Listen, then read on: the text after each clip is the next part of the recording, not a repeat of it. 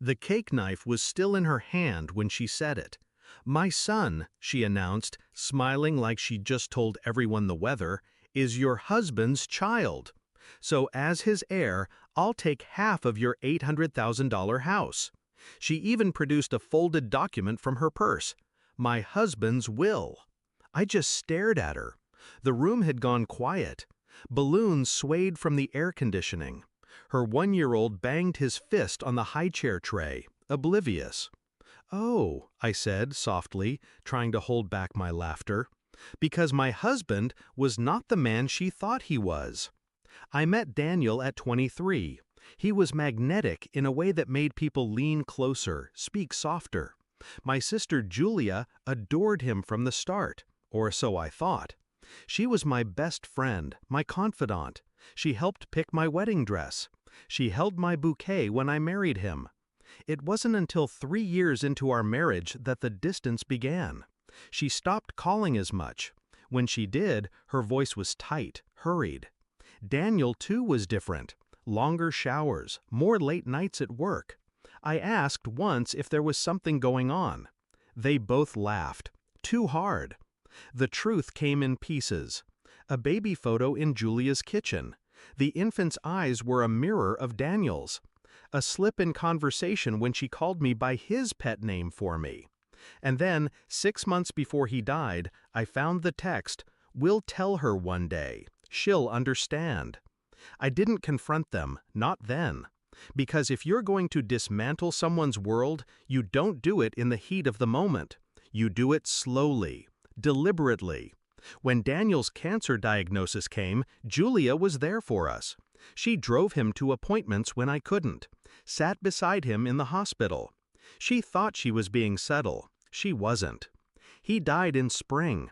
The funeral was small, private. Julia wept harder than I did. I watched her, wondering if she was crying for him or for the life she thought she'd inherit. 2 weeks later, she invited me to her son's first birthday.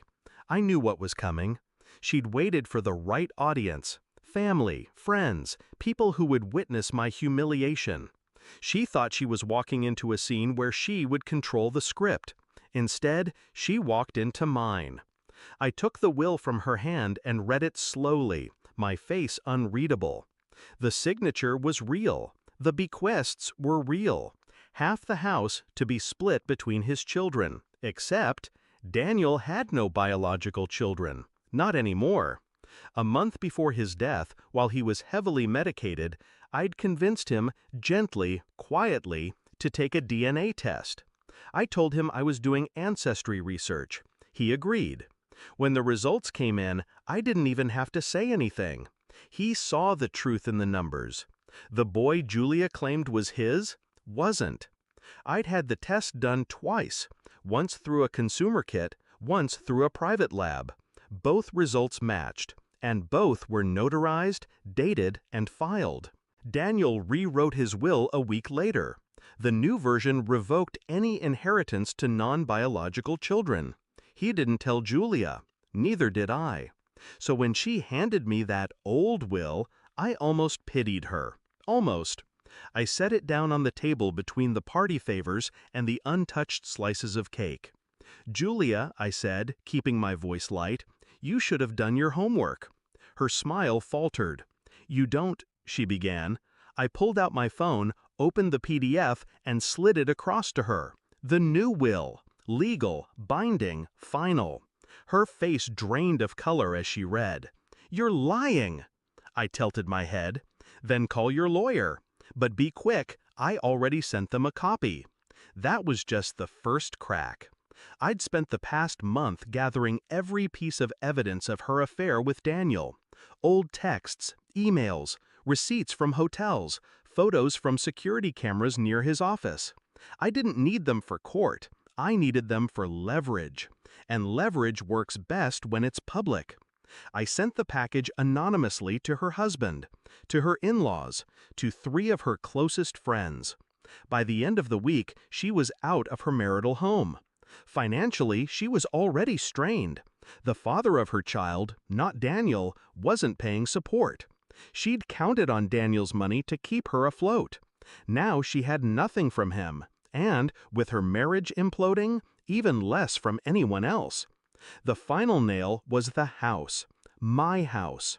She'd threatened to take half. Instead, I sold it. Quickly, for cash. The proceeds went straight into a trust Daniel had set up for me alone, untouchable. When she tried to contest it, her lawyer told her the truth. She had no claim. The last time I saw her was in a grocery store parking lot. She was thinner, her hair unkempt. She spotted me, hesitated, then walked over. "You ruined me," she said. I looked at her for a long moment. "No," I said. "You did that yourself. I just made sure you couldn't take me down with you." Revenge didn't bring me joy. It brought me clarity. Julia had always been capable of betrayal. I just refused.